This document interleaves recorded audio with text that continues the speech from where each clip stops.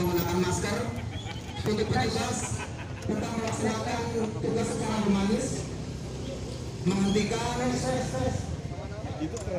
Mohon maaf Pak, perjalanan Bapak terganggu. Kami dari petugas tugas kesehatan Kota Banjar agar mengimbau Bapak harus menaati peraturan protokol kesehatan.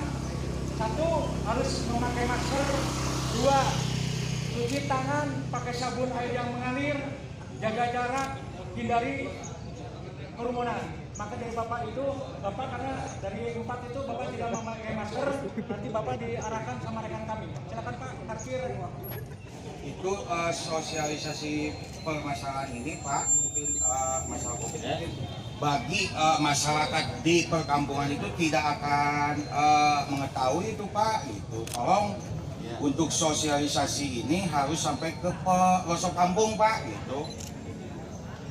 Ya, nanti untuk ke depan kita tindak lanjuti ya sesuai permintaan Bapak. Kita akan melakukan sosialisasi sekaligus edukasi ke perkampungan gitu supaya masyarakat Kota Banjar tahu gitu ya akan bahaya COVID-19 gitu Pak. Ya, siap. Ya.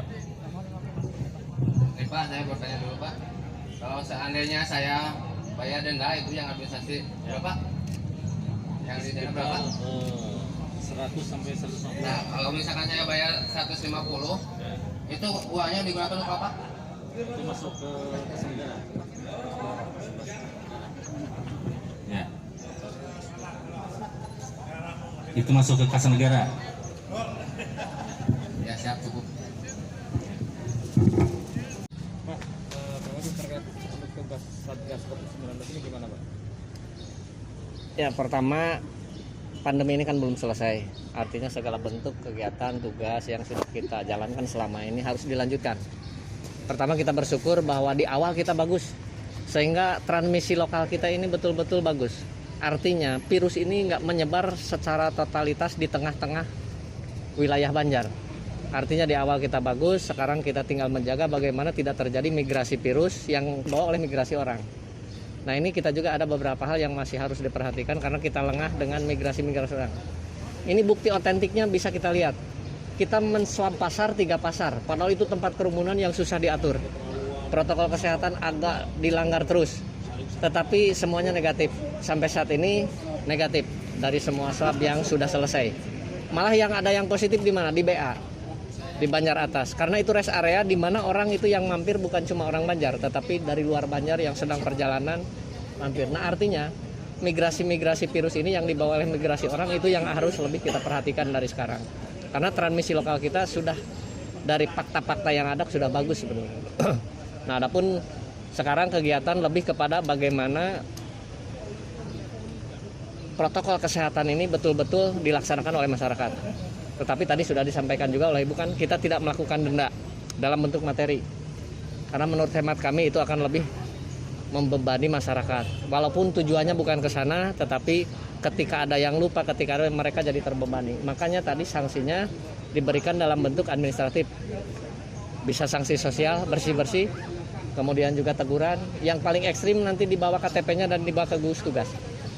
Nanti ketika beliau mengambil akan diberi nasihat-nasihat, kemudian juga diberi saran, pendapat, edukasi, supaya kemudian ada efek jerak. Jadi tidak berbentuk materi.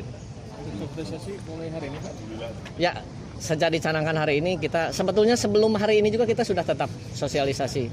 Nanti juga mungkin akan ada lagi keliling-keliling woro-woro, lagi disusun dulu konteksnya, karena kita juga melakukan kegiatan harus sesuai dengan peta yang ada. Jadi nanti sasarannya jelas mana yang harus kita garap. Jangan sampai nanti kita salah garap, yang ini yang harus digarap malah ditinggal, yang sudah selesai malah digarap terus. Nah itu juga nanti berdasarkan peta, baru kita menentukan titik sasaran, itulah rencana atau rencana aksi kita yang akan dilaksanakan. Ya kalau jumlah belum dipastikan, cuma TNI, Polri, Forkopimda dengan seluruh komponen terkait, Majelis Ulama, kemudian juga Pemkot Banjar akan bersinergi tetap bagaimana caranya pencegahan COVID-19 di Kota Banjar ini bisa berjalan dengan baik. Kan saya sering mengatakan bahwa kunci keberhasilan pencegahan penyebaran COVID itu adalah ada disiplin warga. Di tingkat kedisiplinan warga, kepatuhan warga terhadap protokol kesehatan.